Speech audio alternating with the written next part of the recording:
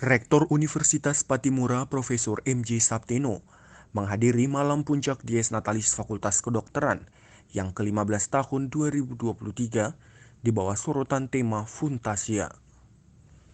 Kehadiran Rektor disambut langsung Dekan Fakultas Kedokteran Dr. Berta Jenque, selanjutnya Wakil Rektor Freddy Lewakabesi, para dekan serta rohaniawan pada Sabtu 15 Juli 2023 malam di Gedung Auditorium Unpati. Dalam sambutan, Rektor Sapteno mengucapkan selamat ulang tahun yang ke-15 tahun kepada Fakultas Kedokteran Unpati.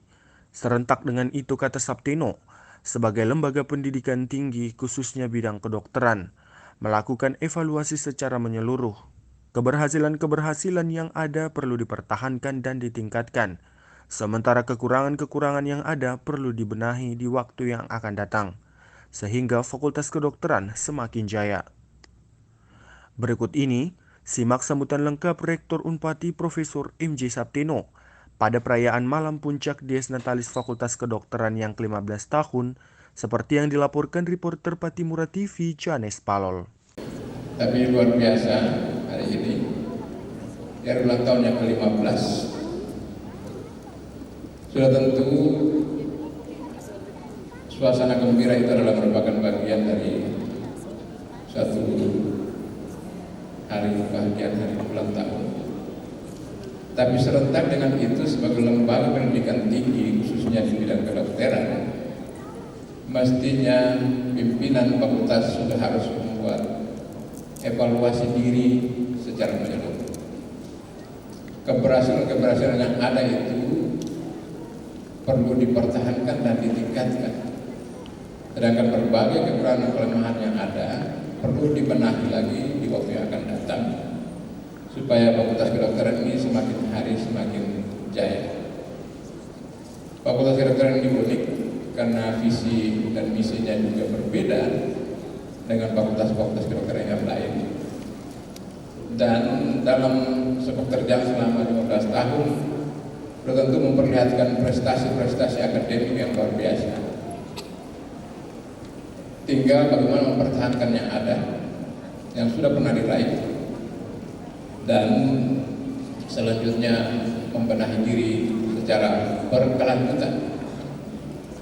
Ini ada hal yang kadang-kadang kita tidak bisa mempertahankan sesuatu yang sudah ada itu untuk berkelanjutan. Saya hari Jumat kemarin ada di Balikpapan, bertemu dengan para rektor wilayah timur. Dan setelah dievaluasi, ya dari seluruh universitas yang ada, wilayah timur ini semakin hari semakin tertinggal dibandingkan dengan wilayah tengah dan wilayah barat. Di Unpati ada hal yang kita lupa, satu hal yang sangat penting, dan itu terjadi di mana-mana. Tetapi Unhas senantiasa memperhatikan itu, sehingga mereka sekarang sudah go internasional, dan di tingkat nasional mereka sudah di bawah satu digit. Kalau kita ini masih jauh. Jadi yang dulu kita canangkan bahwa tulis apa yang dikerjakan, apa yang ditulis dan apa yang dikerjakan, itu tidak pernah kita lakukan. Artinya data yang kita buat itu, yang kita lakukan itu, sekecil apapun mestinya dicatat secara teratur, terukur, dan berkelanjutan supaya bisa dievaluasi. Saya tangkap dalam materi yang sudah sampaikan itu. Di depan-depan pintu saya sudah sampaikan itu, sudah menulis itu, tetapi di dalam praktek kalau kita tidak melakukan itu di semua fakultas, di semua program studi, di semua jurusan, akibatnya apa? Nanti pada saat kita mau reakreditasi program studi atau fakultas atau universitas, baru kita cari sana cari sini, orang satu problem cakar sana cakar sini. Ini masalah. Kalau UNAS tidak, mereka membentuk lembaga-lembaga khusus untuk bagaimana menulis di jurnal nasional maupun internasional. Malah mereka sekarang punya 4 jurnal terindiskopus. Salah satunya adalah di Fakultas Hukum. Sedangkan yang lain itu adalah di Fakultas Pertanian dan Peternakan.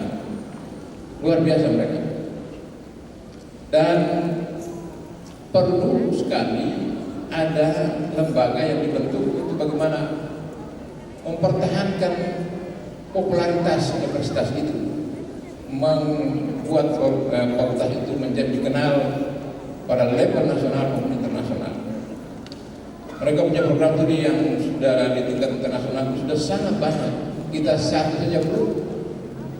Ini masalah bagi kita. Dan saya lihat banyak teman-teman yang sering ke luar negeri, mestinya ketika pulang praktek apa yang sudah dilihat di luar negeri itu untuk dipraktekkan di sini supaya cepat-cepat kita maju.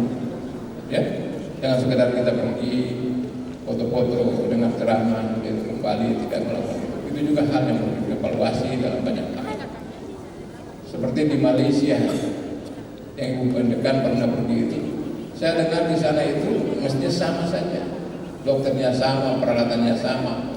Yang beda dari mereka adalah teknik dan sistem pelayanan, sehingga orang sering pergi ke Penang karena di sana katanya pelayanannya baik. Ini yang perlu kita perhatikan. Salah satu contoh seperti itu. Jadi mereka di usia ke-15 ini tentunya perlu dibuat semacam analisis SWOT untuk melihat kelebihan-kelebihan yang ada, melihat kelemahan-kelemahan yang ada, melihat tantangan-tantangan yang ada, dan melihat peluang-peluang yang ada, supaya ke depan bisa membenahi lembaga ini menjadi lembaga yang lebih baik lagi. Bayangkan dalam usia yang 15 tahun, kemarin itu karena data saja yang tidak disifatkan secara baik, sehingga mungkin kekurangan itulah yang bisa mendapatkan nilai unggul. Jadi secepatnya dalam waktu yang 1-2 tahun ke depan, mempersiapkan itu supaya fakultas kedokteran bisa unggul di tingkat nasional prodi ini, dan saat ini sangat diminati. Ya, diminati itu bukan saja karena dia unggul punya kemampuan akademik yang baik, tetapi tadi saya bicara dengan Pak Dokter yang datang dari Angkatan Laut ini, ternyata paling murah di dunia fakultas kedokteran ini. Ya, di swasta itu belum ada 45 juta 700 ribu. Di kita ini cuma 12 sampai 15 juta, tetapi itu juga masalah.